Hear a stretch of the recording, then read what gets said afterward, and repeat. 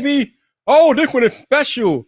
We are on the road to Veda. This is day number 3. Veda, which I have affectionately renamed Viper every day in August. That's right. If you've been keeping up, your boy Viper is going live every single day this month.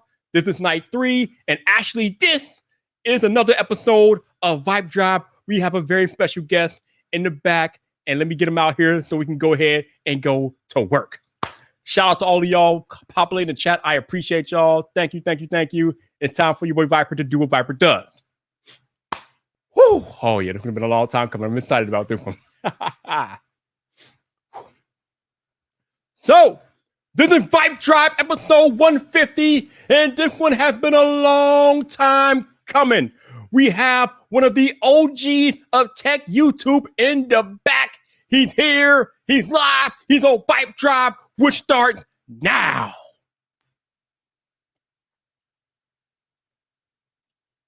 What's up, people? This your boy Viper, the man about tech, and welcome back to another episode of VypDrive. This is the podcast about tech, hosted by the man about tech. And speaking of tech, tonight we have one of the legendary OGs of tech YouTube, a man that has been doing it long before any of us ever thought about doing it. We have the master of the PC build, Mr. Mystery Tech himself, Austin Evans is here tonight. What's up, Austin? How you doing, baby? Woo! Dude, that is the greatest intro I've ever heard in my life. I'm excited. Dude, how can you not be hyped up now? Yes. Love it, man. Yo, thank you for making the time tonight, man. I appreciate you. Of course, man. I feel like this is a long time coming. Long time coming. So, first question, Austin, I ask every first-time guest, and it's been a while since I've had a first-time guest on here, but question I ask every first-time guest on the podcast, Austin, what brought you to YouTube? Ooh, okay. So I don't been a while, right? You got to go back and think about it, right? So I started using YouTube in like 2007, right? And back then I was just watching, random videos, like I feel like we all did. But around 2008, I was getting ready to buy my first iPod Touch, right? I was so excited, right? This was when the App Store had first just come out, just a couple months beforehand. So I was amped. I was ready. So what I did was I started going on YouTube and watching iPod app reviews. And my plan was that day one, when I got that iPod, I already had all the apps I wanted to install downloaded in iTunes, ready to go. I would just plug it in, sync it, and be good to go. But before that, I wanted to actually make sure that I had all the apps. So I started watching some app reviews, watching a little bit of tech YouTube. People like John for Lakers were making great content at the time. And so when I got that iPod, I was so amped. I was so ready. Oh, of course. And John literally shows up immediately there. Perfect timing. The actual OG, John Rettinger. Yeah.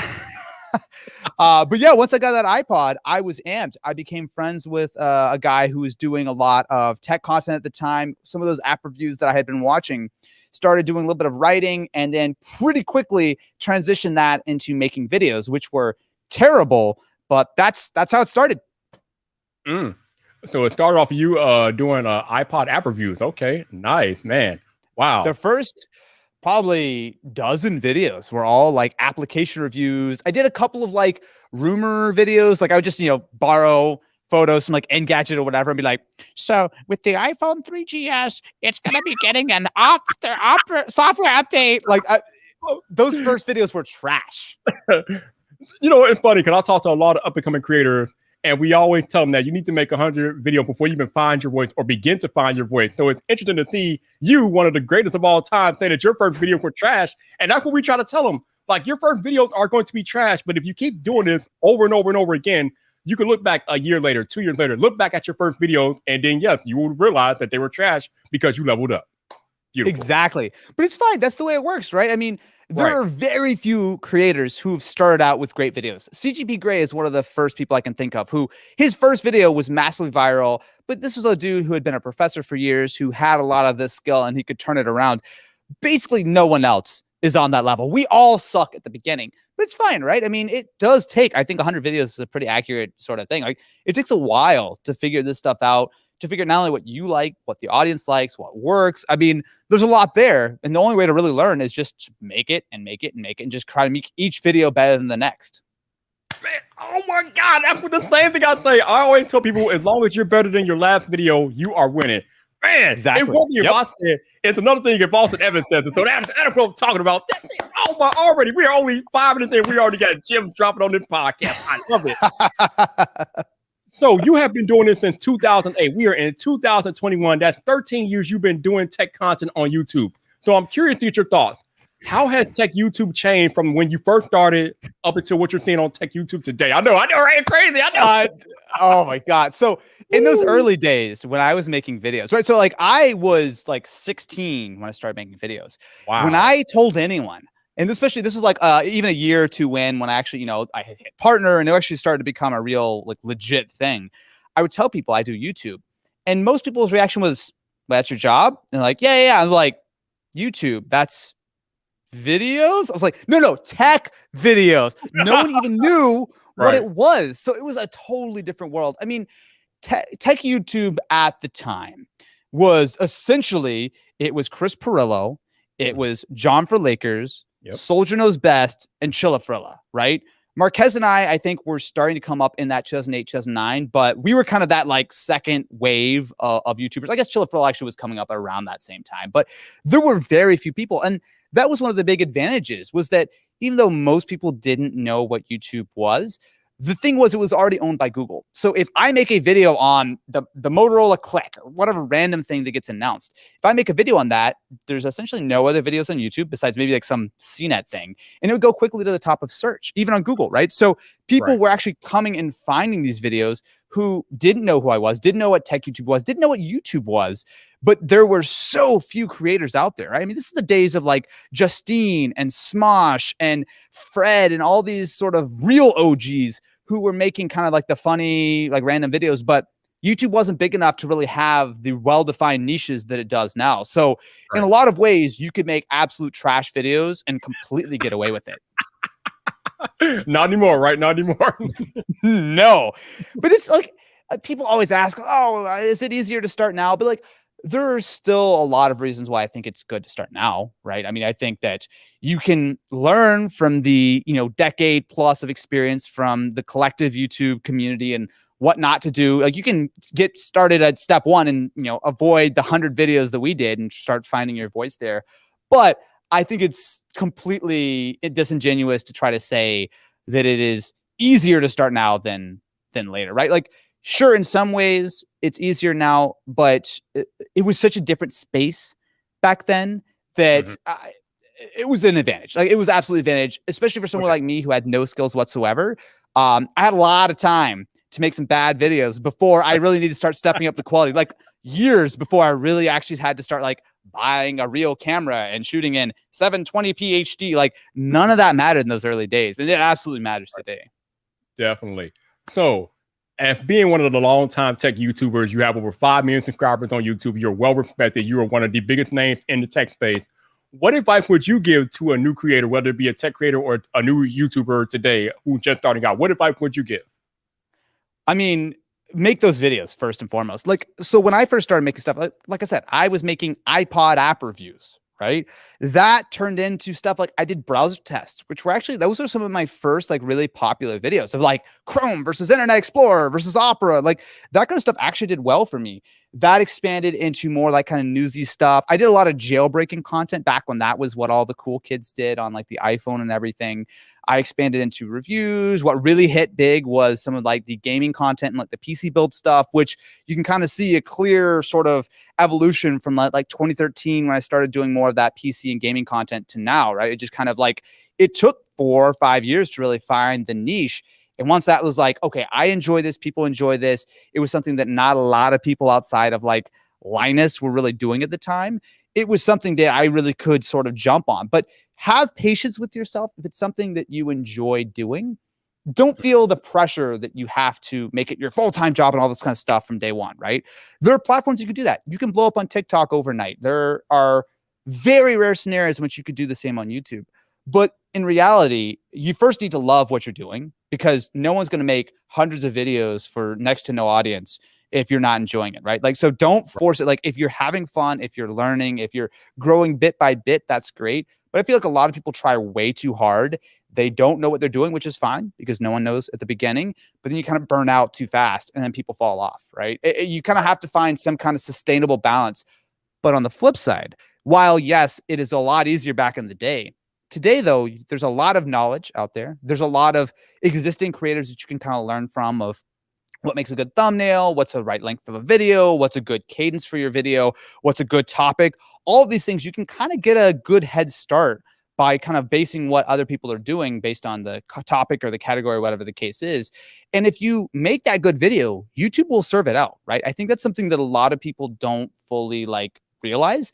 There are a lot of channels that are really small. And I know this mostly from talking with other people in the space who, you know, have these massive channels and like, oh, hey, I chatted with this guy who has 3,000 subscribers and I helped him tweak his thumbnail and his video went from 20,000 to 20 million views. That's actually not an exaggeration. I know a person who did that exact thing. A thumbnail change on a video completely spiked it up because it was a really good video, but also it had that underlying sort of thing in it and that thumbnail pushed over the edge. So it's harder than it used to be, but there's still potential. So if it's something that you believe in, that you're passionate about, that you enjoy, you can absolutely still become a full-time job of YouTube content creator, all that kind of stuff. So it's just a matter of having the patience and the determination to keep going and going and going, because you're gonna make a lot of mistakes along the way.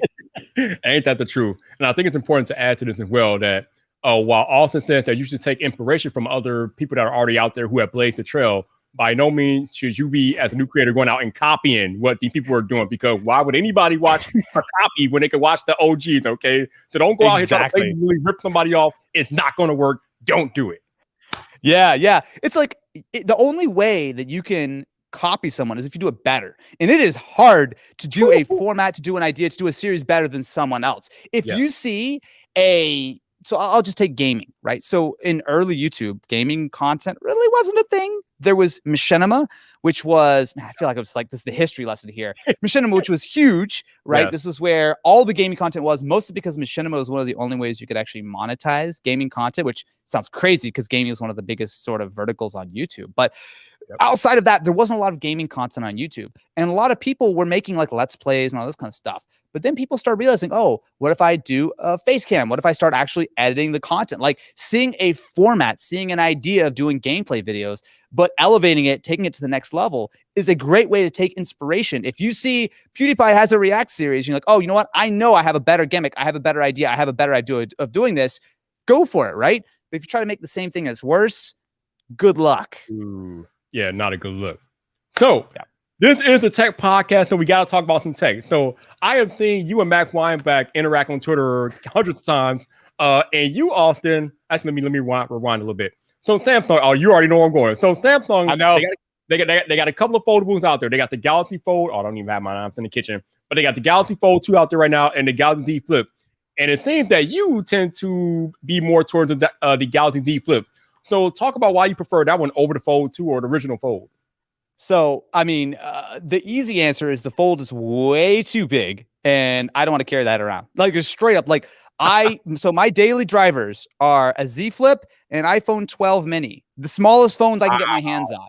Wow. I love the smaller phones because it's easy to toss. Like the iPhone lives in my back pocket, right? I never have to think about it. If I was using a Plus or a Pro or a Fold or anything like that, like it's just too big, right? So for me, I like having a couple of phones that I can easily carry with me every day. If I was to carry one phone, that might be a little bit of a different story, but I always like carrying both an iPhone and an Android just because there are pros and cons on both. Yeah. Camera's better on iPhone. iMessage is better on iPhone.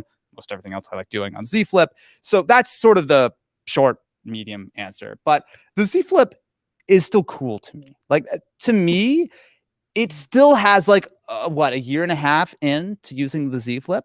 I still get that same warm fuzzy when I flip that phone open, when I set it down. It's still cool to me. And no tech feels cool to me after daily driving it for a year and a half. Nothing. Z Flip does though. Be honest, Austin. You just like to go wow on people. You just like to open and close them, right? Yeah. Oh yeah. I'm like, I need $500,000 for this video. Bye. Bam. That's what it is. That's the move. That's really what it is. Absolutely. Wow. That does feel good. So it's funny that you talk about wanting the smaller phone because I carry an iPhone 12 Pro Max as my regular phone. However, where's that? Where are you?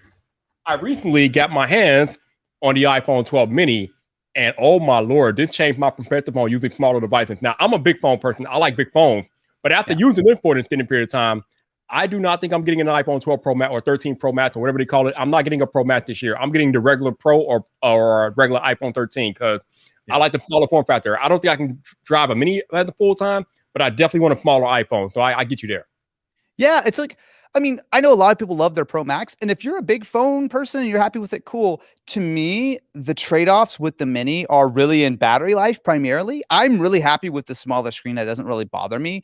And the fact that it's such a small device, it means that like I just hate having like a bunch of bulk. Like I like to carry around my earbuds, my wallet, my keys. Like there's a lot of stuff I carry. And when I carry two phones, I want them to be as small and thin and as light as possible. And that also, just because I'm a spoiled person who has two phones, it helps me with the battery life because I kind of alternate between the devices. So even if I was only using that mini, I would, burn it through in a day, or the Z Flip or vice versa. When I balance them out, I never kill either of them in a day. So it works out really well for me. But obviously I know that I'm not a normal person, but the Z Flip just has so much to it. And yes, the camera is getting old. And yes, the screen is not super durable. But I don't care. The Z Flip, it's a feeling thing, right? Like what you like. Thank you. I like what I like. And the Z Flip still is such a fun phone to use. Now, am I ready for a Z Flip 3? Of course, absolutely. But that form factor of that sort of clamshell folding, to me, makes so much more sense than a phone. Because when I look at the Z Fold 2 or the original Galaxy Fold or whatever, to me, I don't find that much extra use with it. And I know I'm probably in the minority there because I know a lot of people who use the Fold love it. To me, and it's actually the same with the Surface Duo. I don't like to do a lot of more like multitasking heavy things on my phone. I do it from time to time, but all the things I do are fine on like the Z Flip, right? Like for the most part, if it's something where I would want to fold open the Galaxy Fold and do something on both screens, or I need that full screen real estate, I'm grabbing a laptop. I'm not going to try to do that on a phone. I'll do a little bit of email and that kind of stuff. If I'm spending more than a minute writing an email, I'm grabbing a laptop. So for me, that's just kind of that's kind of the way I like to use my devices. That makes sense now. It's funny that you say you carry the 12 mini and the Z Flip. Normally, I carry the 12 Pro Max and the Z Fold 2 on my person. So we're like completely different ends of the spectrum.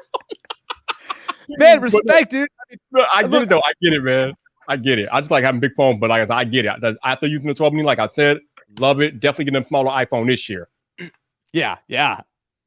Shout out to the 33 of y'all who are watching this podcast live on YouTube tonight. Thank you guys for tuning in to another episode of VypDrive with me and my man, Austin Evans. If for whatever reason you don't know who he is or you have not checked out his content, which you absolutely should, his YouTube channel is actually hot linked in the title of this podcast on YouTube. So just click on his name in the title and it will take you directly to his channel. Definitely check him out. He is one of the original tech YouTubers, so you should definitely go give him a look. He is legit. Also, if you want to support, no problem. Also, if you want to support the podcast monetarily, super chats are open. They are not required, but whatever you guys are willing to contribute is always greatly, greatly appreciated. Just appreciate you guys hanging out here on VypDrive, so thank you. Shout out to those of y'all who are listening on audio only. Thank you for listening to another episode of VypDrive with me and Austin Evans. If you don't know who he is, if you have not checked out his content, his channel information will be in the show notes. Definitely check him out. He's one of the OGs of tech YouTube, one of the best tech creators we've ever seen. Check him out. Info is in the show notes. If you would like to support the podcast monetarily, there should be a buy me a coffee link down there. Nothing is required, but whatever you guys are willing to contribute, as always, greatly, greatly appreciated. If you happen to be listening to this podcast on Apple Podcasts, please consider leaving a rating or review as it helps the podcast get out to more people, helps the discovery, different things like that. So if you are listening on Apple Podcasts, please consider leaving a rating or review. And thank you once again for listening to another episode of VypDrive. So, Mr. Evans, let's go back to gaming. You did a recent video. You compared the Nintendo Switch OLED to the Valve Steam Deck. Now, it's kind of cool because we were kind of hoping for a Switch Pro, but obviously we didn't get it. We just got the minor OLED screen bump, and that was pretty much it in a better kickstand. But even in your video, you said that the Steam Deck is actually the Nintendo Switch Pro that a lot of people were hoping for. So talk about your thoughts on the Switch OLED and the Steam Deck. The Switch OLED, look, I'll admit, as a content creator, I've got some skin in the game because, boy, the amount of videos I would have made on a Switch Pro, like I was a little disappointed. I was like, oh, all right. Switch OLED doesn't make a good title. But outside of that, the Switch OLED is a perfectly reasonable kind of like slim update, right? You know, the same way PS4 Slim, Xbox One S, like it's a minor mid-cycle bump. There's no more performance. And unlike the Red Box, which actually gave more battery, it doesn't really functionally do anything else, right? So you have like minor differences, like you got like Ethernet built into the dock, blah, blah, blah, whatever. The real advantage there is the better kickstand, which I'll admit is nice, and the larger, better display. Great. It is a nice upgrade. If no one had ever considered the idea of a Switch Pro and it was not heavily rumored, I think everyone would be like, oh, cool. The thing is, though, is that there were so many rumors about the Switch Pro and they continue to persist that maybe it's like next year or whatever.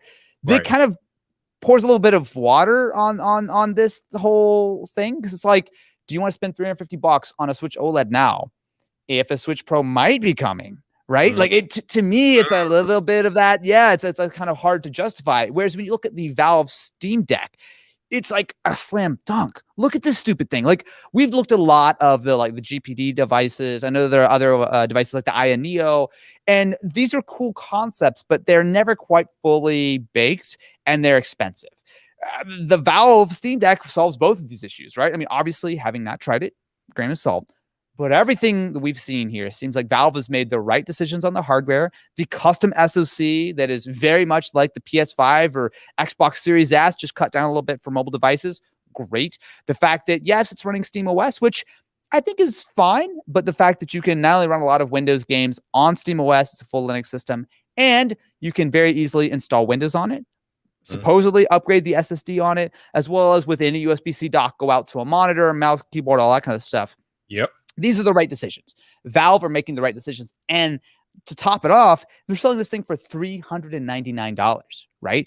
Unlike all of these other companies who are selling these like mini PCs for $500, $600, $700 because, you know, they got to make a profit. Valve doesn't care. They're going to sell you Steam games. They'll give this thing to you for under cost, I bet. So you put all that together and it's like the Switch OLED's a nice update and I'm sure some people will grab it and we'll do a video on it. It'll be nice. It doesn't move the needle. The Steam Deck feels like the portable Xbox that we've never gotten. The next version of the PS Vita, like the fact that it can run your full Steam library and it seems to have the performance to do that you can dock it, that you can run it as is, you can do all these modifications to it. I mean, it's like a dream come true. Look, it's hard to find any real faults with what Valve have done there. And it came so out of the blue as well. It's like, man, we didn't get a Switch Pro. That Steam Deck, man. Ooh. Money. The other thing is funny that you were talking about the being able to run Windows on the Steam Deck, because also what Austin didn't mention is that if you are a subscriber of Xbox Game Pass, you can actually play your Xbox Game Pass games on the Steam Deck. Valve has actually confirmed that that's a doable thing. So that just makes it even more enticing. I'm like, what? Are you serious? Absolutely, yes. Like, it's crazy that Valve are selling this thing for such a low price, hoping that you use Steam. But if you want, you can install Epic Game Store. You can install Origin. You can play stuff on Game Pass. Like, we don't see this, right? Like, all consoles are locked down for a reason, because they're going to sell you that PS5 for $500. They're not going to make money on the hardware, but they'll make money selling you a bunch of PlayStation games. That's what everyone does. Nintendo, Microsoft, whatever.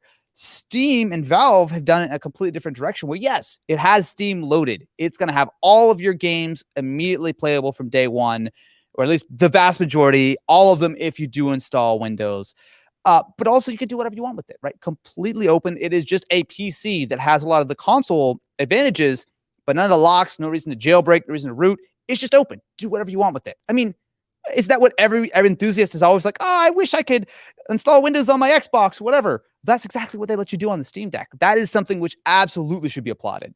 Seriously, with that NVMe SSD on it, with the 16 gigabytes of DDR5 RAM on it. I mean, this thing is a beast. Like, anything that you think you could do with a PC, you can do with the Steam Deck, which is just mind-blowing. The versatility and the possibilities are endless. And yeah, besides Nintendo's proprietary library and things like that, you're not doing that stuff with a Switch OLED at all. No way. No way, right? I mean, and on top of the fact that you can run Steam games and you can run Origin and all this kind of stuff, you can also load up with emulators. You can play all the games most of the games you could play on the Switch, all these like GameCube games. I bet this thing will run Dolphin, no problem. Like, man, it's exciting. It's exciting. It really is.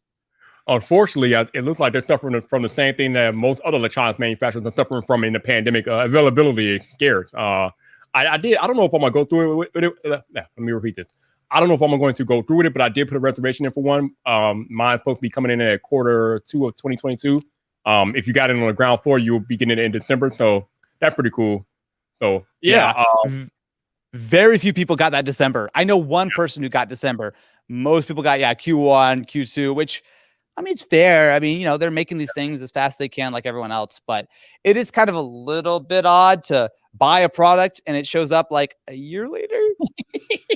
Yeah, listen. If we have learned nothing from the Xbox PlayStation pre-orders, is that if you want a piece of electronic gear, you better be on the ground floor as soon as it goes live for pre-order. Otherwise, you are not getting it on the top. It's not happening. I mean, we learned that. It's over with. Yep. And speaking of Xbox and PlayStation and the Valve team running Xbox Game Pass and things like that, I want to talk about the video that you made last February. So you actually got invited out to Microsoft headquarters where you got a hands-on first look at the Xbox Series X. And I remember the video because I remember they laid out all the innards of the system and they let you put it together.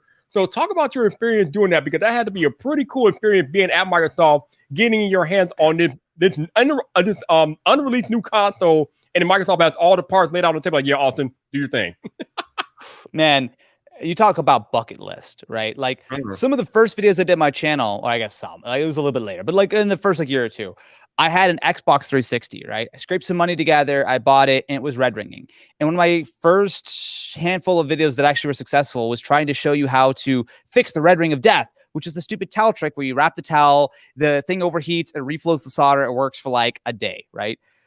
To go from that to being one of the first people in the world to look at a brand new Xbox, man, I'm not gonna lie, I almost shed a tear, man. That was a moment. That was a moment. So we've been friends with the Xbox guys for a long time. Like they're just honestly, we obviously we have a lot of good relationships with a lot of people, but I've got nothing but love for the Xbox team. They've always been really good to us. They've always been really helpful. Anything we need, like they've always been great. But when we kind of got word that they were kind of putting together, because they had announced the November, December beforehand, the Series X to begin with, right? Because it was just randomly in Game Awards, boom, Series X. Everyone was like, what? So after that, kind of started talking. They're like, we're trying to put something together. We want to kind of help show off the Series X. Would you want to take a look at it earlier? I think we knew it was Series X at that point. And I was like, oh my God, yeah, whatever we can do. So the thing with that whole trip was, this was right during the beginnings of the pandemic. So things evolved quickly. We were actually in the room. I guess I can tell a story. We were in the room with Phil Spencer as the Microsoft campus closed down. Like literally everyone's like, oh, don't come into work tomorrow. And we were like, so wow.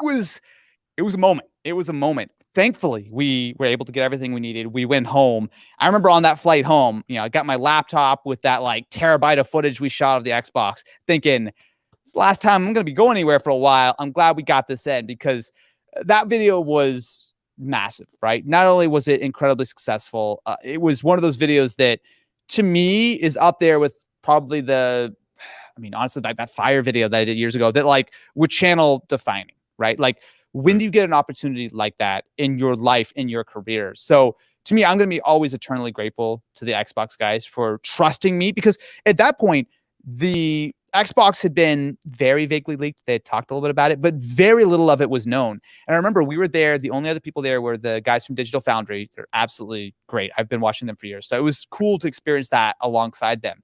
We walk into the room and there's just an Xbox Series X just sitting on the table. And my eyes about popped out of my head. I was like, let's go. Like, oh my God, it was so good. It was so good. So yeah, man, that trip for a lot of reasons has a special place in my heart. And man, the fact that they had that so well planned out, they had, like you said, the Xbox that was fully, disassembled on all over the place. We shot that in the secret design lab where like literally around the other corner, they had all their secret prototypes that still haven't even come out today. Like that was crazy. Like that was such a great moment. So man, like I could talk about it for a while, but that's got to be one of my favorite videos we've ever done. Definitely my favorite experience of making a video ever. It's hard to imagine that ever being topped. Like I remember watching that video thinking this man is definitely in his element as he's building this Xbox. Like, who better on Tech YouTube to build your Xbox than Austin Evans? Like that, like, wow, if that's not on brand, I don't know what is. That is amazing. It was so great too, because like, so we were there for 2 days. So the first day was really like, they were showing us, we had a bunch of like technical presentations, explaining the specs. Like,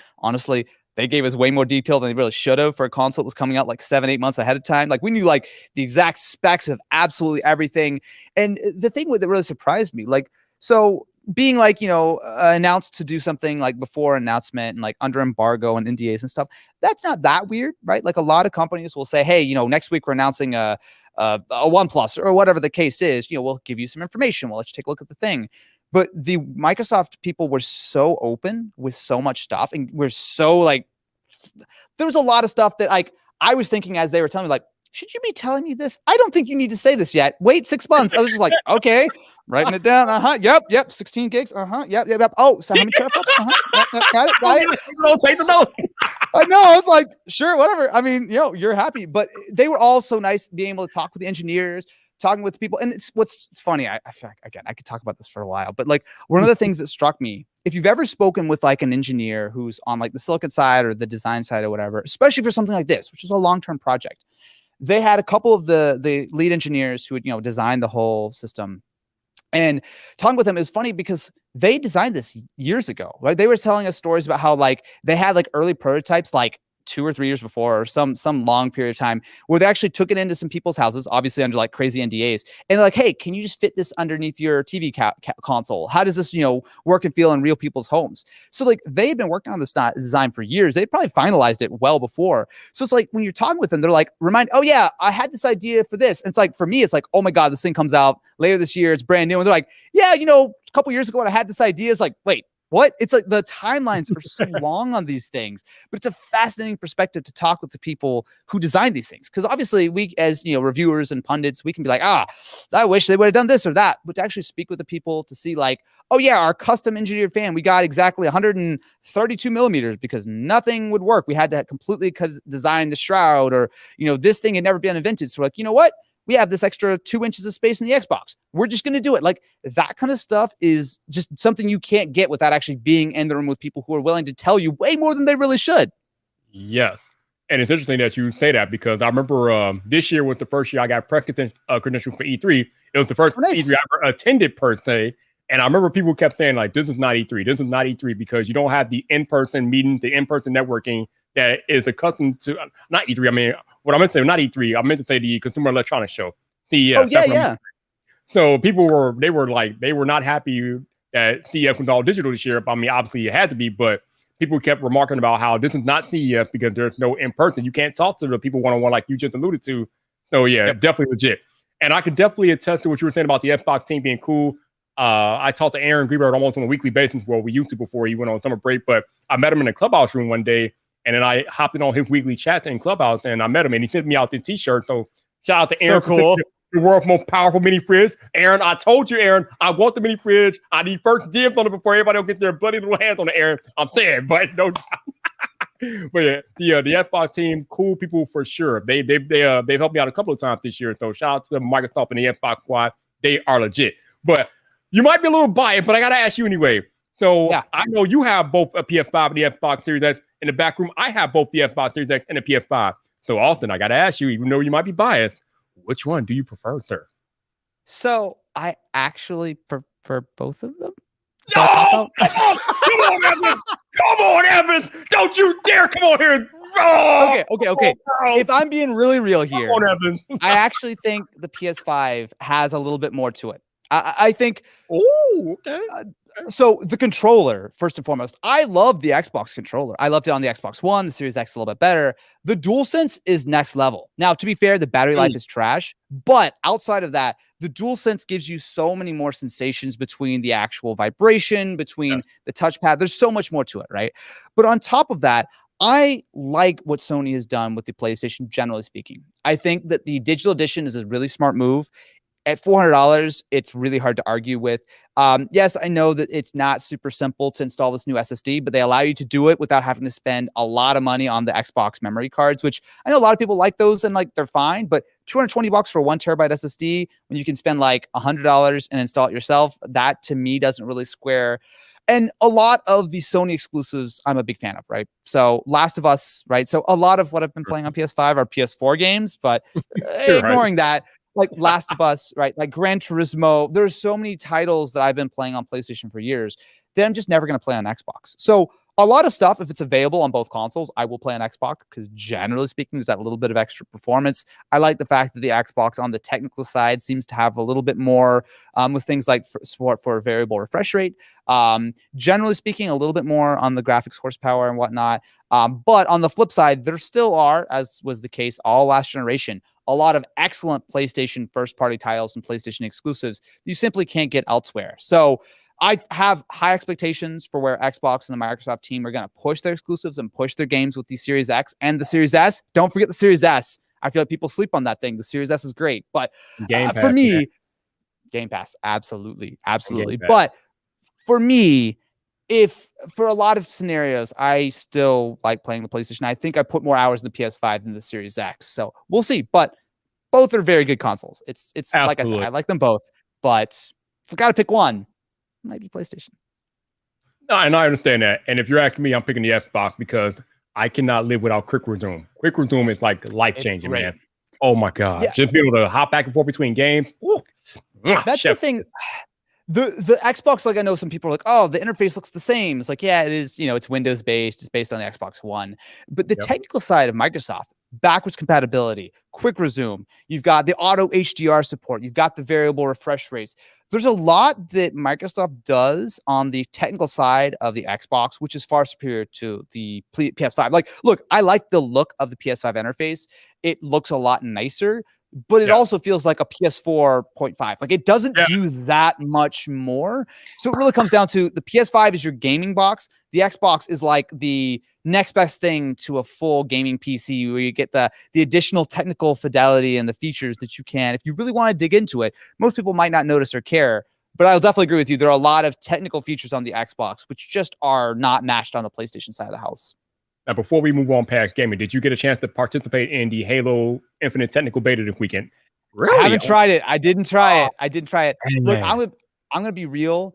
I spend a lot more time benchmarking and playing games for camera than I actually do on my own spare time. And when I do, I play dumb stuff like F1 2021. So, I don't actually game as much as I want. I've heard a lot of people say that, and I understand that because I don't have a lot of time to game either, but I'm trying to make time just to get away. But yeah, I get it, man. I get it for sure.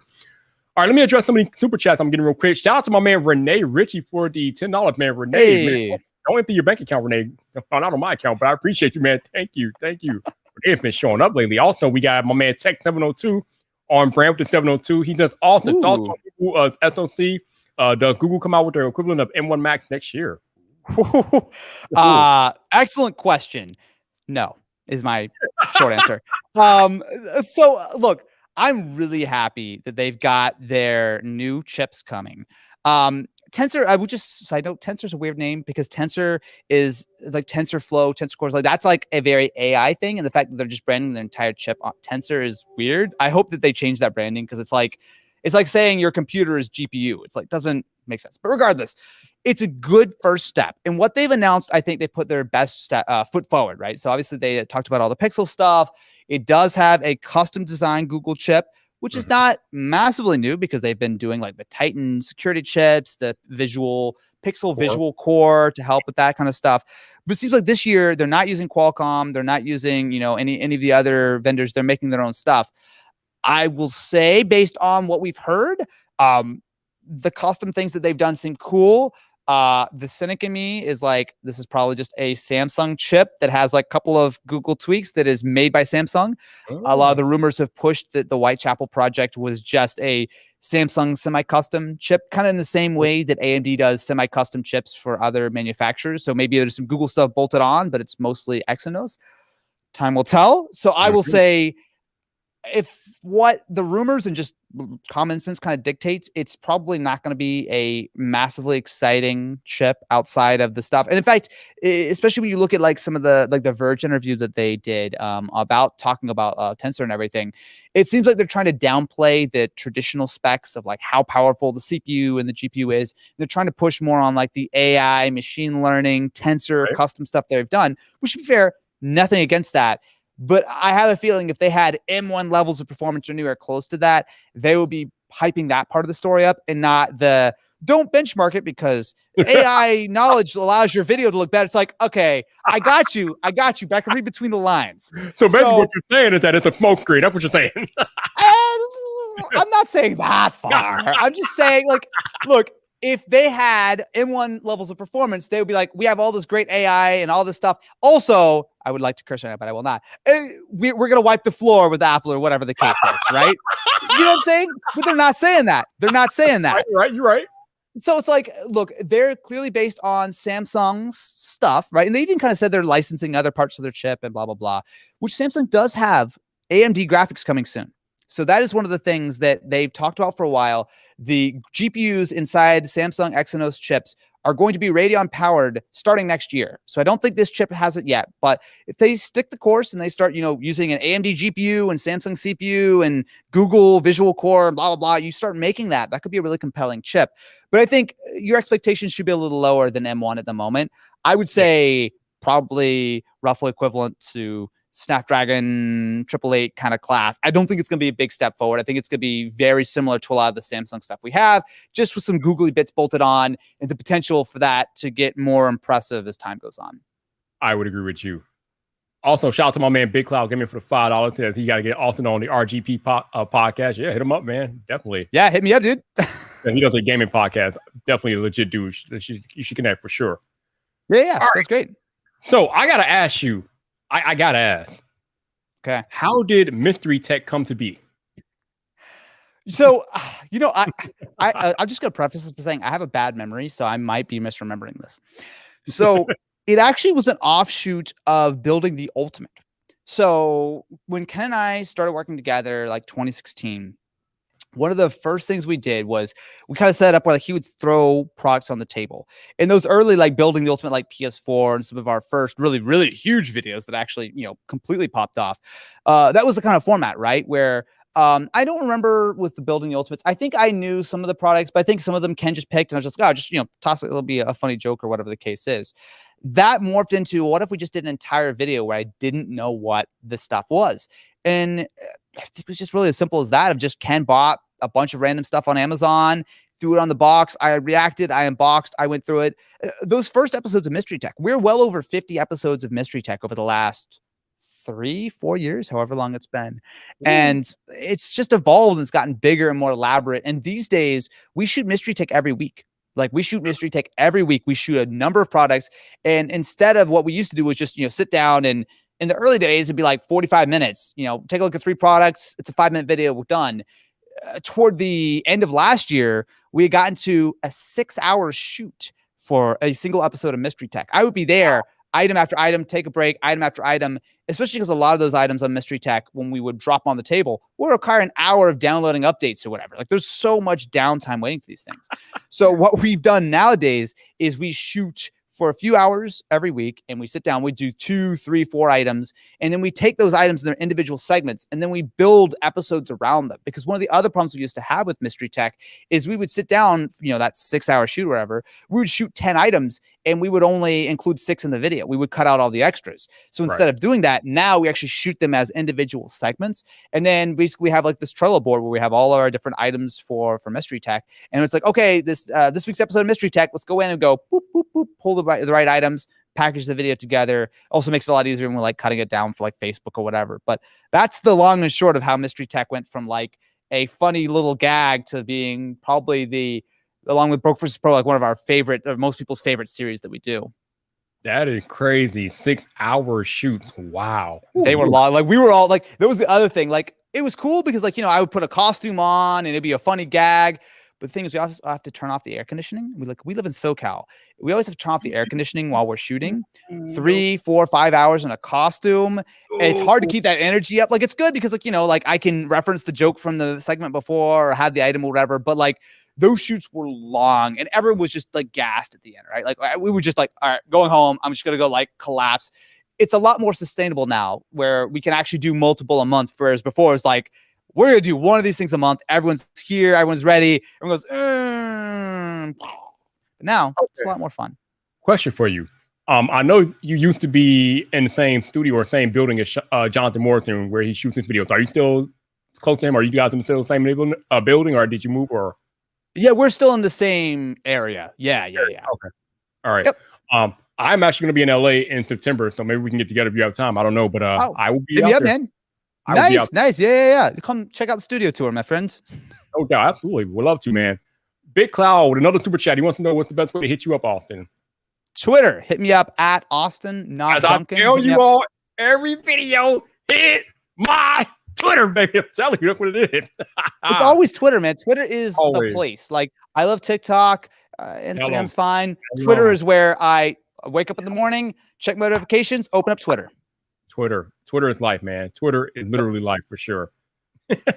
So let's go back real quick to the Pixel 6 and 6 Pro. So Google officially unveiled them yesterday. It seems like they're getting back into the flagship game. They took a year off last year with the Pixel 5 and things like that. So what do you think of the fact that we know of from the Pixel 6 and 6 Pro phones so far? What are your thoughts on these phones initially? Great. I'm excited, right? I mean, classic fashion. The photos of these things leaked like a year ago, whenever it was. It feels like it's been a while. Right. It's good to see Google have the confidence to go back into the flagship game. I'll say though, actually, Pixel 5 last year was probably my favorite Pixel ever. So it was good. So good. It was really good. I love the unique design, which I know they had like a line again in that Verge article. They had a line saying like, you know, before we weren't able to do like premium flagship level, you know, build quality. I kind of disagree. The Pixel 5 had character, that color, the feel. It was really unique. So I think maybe they're treating things a little harsh because the Pixel 6 has that crazy camera bar. But besides that, it looks exactly the same as every other phone. There's nothing really unique there. That being said, I'm happy to see them up the camera game. That's probably the thing I'm most excited to try on these. Between the new chip, which seems to have more horsepower on the processing and the, you know, computational photography side of things, the fact they finally got new sensors, bigger sensors, better lenses, ultra wide, standard, telephoto, the trinity that you really want to see out of a flagship phone. Obviously, it's got what hopefully will be great performance. Although I will say, new chip, Samsung or not, huge grain of salt. It could be terrible. And I think everyone should be ready in case it is not great. It might not be as good as a Snapdragon 888. Like, just everyone get your headspace in the right way because it's new. We don't know, but hopefully it's solid. I'll say I'm not in love with the look of the phones. I think it's unique. I don't think the Pixel 5 was unique in a way that was like, oh, this is also more durable and it feels better. This feels like they had a generic phone to go, what are we going to do? Oh, I have an idea. Giant camera bump. No one's doing that because no one thinks that's a good idea. But everyone says it looks better in person. I'll wait to see. I'm sure it'll be fine. At least it looks different, unlike every other phone out there. And especially for the Pixel, which is really such a photography first phone, having the emphasis on the camera is not a bad thing. People got to slap a case on it. So whatever. But yeah, I feel good. I will say again, selfishly, I like small phones, and the Pixel 5 is the perfect size, or actually touch bigger, but basically perfect size. These things look like mega giant, Gigantamax, whatever. I'm like, okay, fine. Yeah. But what about you? I mean, where are you at on the Pixel side? I know, you know, obviously iPhones and Z Folds are all around, but like, are you going to get one of these Pixels? That you want to do a video on these things? Like, where are you at on them? Well, I'm fortunate because I am part of Team Pixel, so usually they send one of these phones out to me. So I'm guessing they will this year. So I should be able to get my hands on one. But I love I'm with you. The Pixel 5 was probably the best Pixel I ever used, just from the battery life to the features they had in there. Even though it wasn't flagship per se, I enjoyed using the Pixel 5. I thought it was amazing. I expect big things for the Pixel 6 and 6 Pro. I think Marquez said in his video that, like you said, they look better in person than what we've been seeing in the render. So I am definitely looking forward to getting my hands on one. And yeah, I'm looking forward to it. I think they're going to be great phones. I do feel like it's interesting that you said that the chip might not be up to the level of a Snapdragon 888. I mean, if you're gonna charge flashier pricing for the phone, I would hope at least it will equal to 888. But if it's not, then but then again, we both know that chip performance in real world use is irrelevant. So as long as the phone performs good in real world use, that's all that matters, really. Yeah. If they get the performance and the battery life down, it'll be fine. It's just, I think it's easy to assume, oh, they'll just make it and it'll be better. But I mean, Qualcomm has been making stuff for a very long time for a reason. They have a lot of experience. And I will say some Samsung chips have been hit or miss on battery life. And like a lot of times the Qualcomm versions of S21s are better than, or S series of phones are better than the Exynos. So I'll just say, grain of salt, what they've shown seems cool, but until we actually see the AnandTech write-up of the actual hardcore numbers, I'm going to be like, hopefully it's good. Hopefully it's good. Yo, shout out to my man Top Tech Geek. What's up, guys? Yo. I'm the guy. He's flipping boring. Oh, you fired shots at Austin like that? Oh man. Oh, he made a whole video on it. Oh, okay. That's what's up, man. That's what's up. Appreciate you being in here, Top Tech, man. Thank you for the super chat, sir. Thank you. So, last question I got for you is kind of a non-tech question. So, okay, I have been following you for years. So when I first saw you on YouTube, I'm just gonna be 100 with you. You had noodle arms, bro. Okay, so. Somehow, over the last 3 to 4 years, you went from having noodle arms to boom. So what I want to know, Austin, and what the people want to know is what happened, what led to the transition from being, hi, my name is Austin, to, hi, my name is Austin, give me your launch money now. That's what we want to know. That's what we want to know. When did that happen? How did that happen? Why did that happen? Well, the why was I was looking for a girlfriend, so that was the why, right? Which I'll just say it worked, so I'm feeling good now. Yes, what I'm talking about. Yeah. I don't know, man. It was just one of those things where, like, I never worked out. Like, I was like 120 pounds soaking wet for like my entire teenage and like early adulthood life. It was one of those things where, like, I always wanted to kind of get into more exercising. And so when I moved out to California in like 2015, it was the perfect opportunity. I lived near Jonathan Morrison, who was a huge, he was in the gym all the time. Started going with him, started learning a routine, started focusing on what I ate. And I'm nowhere near what I was when I was actually like really on top of going 5-6 times a week because I was a lunatic. But that was like, to me, it felt great. Like, it felt great to actually put on some weight, put on some bulk. And I just enjoyed, like, I felt healthier and everything. I'm lazy now. And I'm like, the gym, what's that thing? I've never heard of it. I have a little slide up at home, but I'm so much worse than I was. I'm telling you, like, I'm like almost back to noodle arm status. So I'm embarrassed to say that. But again, the motivation has disappeared. My man said, listen, I accomplished the objective. Leave me alone. I'm good. You said it. Oh, man. All right. So we got about probably 5 or 6 minutes with Austin. So if you guys got questions for him in the chat, let him throw them in there and I'll try to get him up here so we can do it. We don't really have time to do a Twitter Spaces tonight, unfortunately, because we got to get the man home to his wife, as he is so eloquently highlighted here. But we will try to get to some of you guys' questions in the chat. So if you got questions for my man Austin, drop them in the chat. And we will go through them. But man, again, man, I appreciate you. Man, it was fun, man. I appreciate you making the time, man. Thank you. Of course, dude. No, this is great. Like, I've had a long day. Just to spoil a video. I've been shooting a OnePlus video all day, and it's not been a happy video to shoot. So this is a much nicer change of pace than me being like, meh, meh, meh, meh, meh, meh. This is bad now. Meh, meh, meh, meh, meh, meh, meh, meh, meh. I'm sad. No one wants to watch that. No one wants to watch that. Nobody wants to watch that. All right. So first question is, when did you get married? Ooh, I got married in 2019, so a couple years ago. Yeah, I thought it was just recently. So yeah, definitely. I remember seeing the pictures from Amy on Twitter. Yeah. Amy was there. Yeah, Amy was there. Definitely. Yep. All right. I've never met Amy in person, but I talked to her on Twitter from time to time. She's cool people for sure. Yeah, I know you know her personally. Yeah. Yeah, I met Amy. Actually, I met Amy on my very first trip for YouTube. It was like 2012. It was Playlist Live in Orlando. And we were the YouTuber like guests or whatever. And so, yeah, Amy's great. I'm very jealous that she's hanging out and doing all kinds of fun stuff right now. And I'm like, it's hot and I want to turn on the air conditioning and I'm shooting 7 videos a day. All right. Kendrick says, any expectation for the new Surface Duo? Woo! Surface Duo. Okay, so I wanted to love the first Surface Duo. But first of all, there was no camera on it. There was a little front-facing camera. So that immediately meant that, like, bro, this thing's not going to work. The fact that it shipped with such outdated specs, no 5G, was tough. The biggest thing for the old Surface Duo was the fact that it didn't have the software really sorted, right? It was still too buggy. It was still like, it was clearly like their first 1.0 effort. It's been almost a year now. It seems like they're fixing the specs. It's supposed to have Snapdragon 888, 5G, NFC, all that kind of stuff. And it's supposed to have a big camera bump, which is, I guess, not ideal. But I'll take that because it actually looks like it has triple cameras like you should expect on an expensive flagship. My big question for Surface Duo, right? The hardware seems like it's fairly well locked in. It's going to be announced soon, et cetera, et cetera.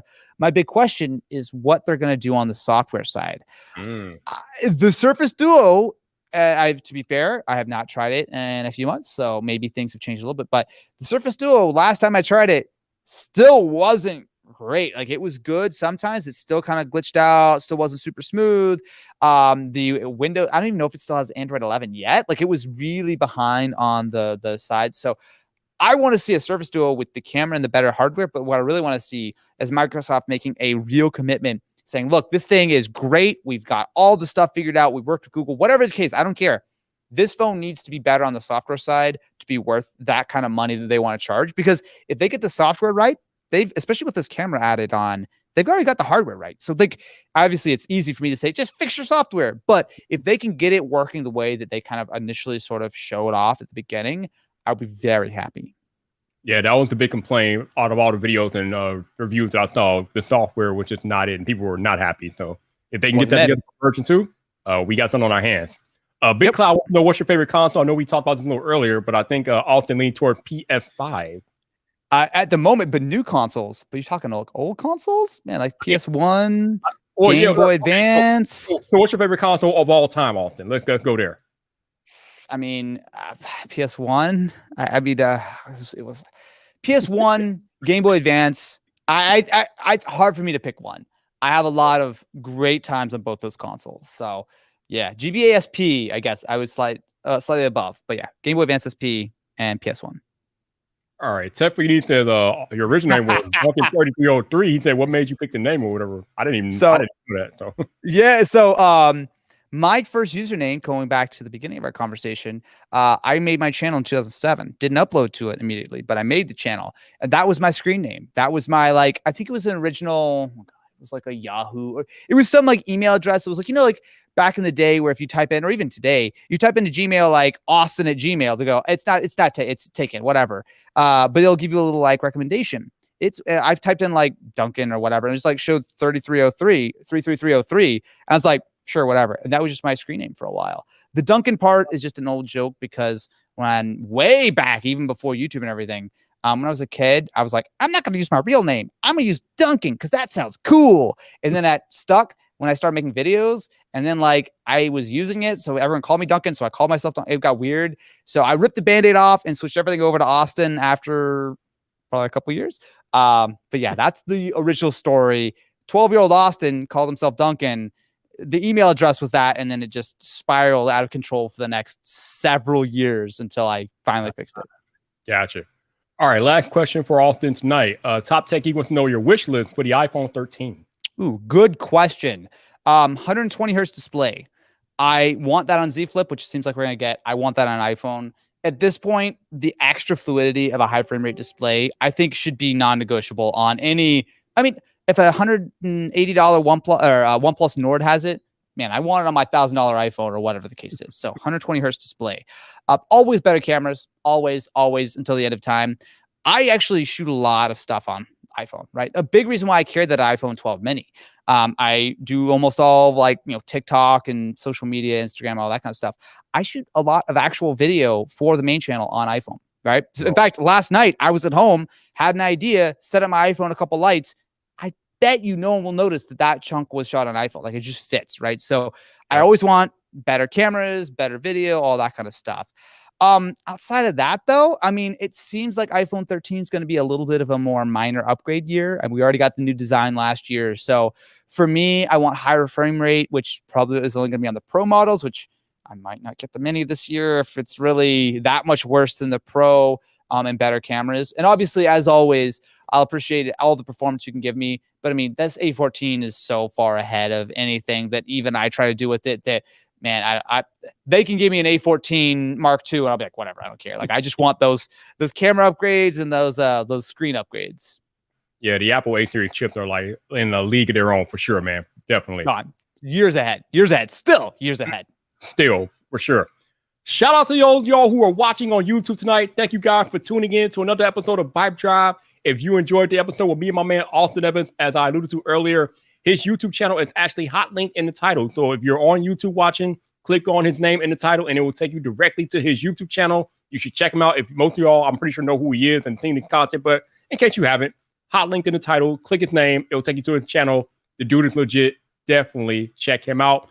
Also, thank you to all y'all that super chatted on YouTube. Thank you so much. I appreciate it. I tell you guys all the time, it's not required, but I do appreciate the donation. So once again, thank you very much. And thank you for tuning in to another episode of VypDrive. Note, I think tomorrow night we're going to get Mac Weinbach in here. I'm just waiting for him to get back to me for confirmation. Yeah. My arch nemesis. Yeah, your arch nemesis will be here tomorrow night. So Mac Weinbach might be here. Just waiting on them to say yes, but I think we're going to get that done tomorrow night. So be back for that.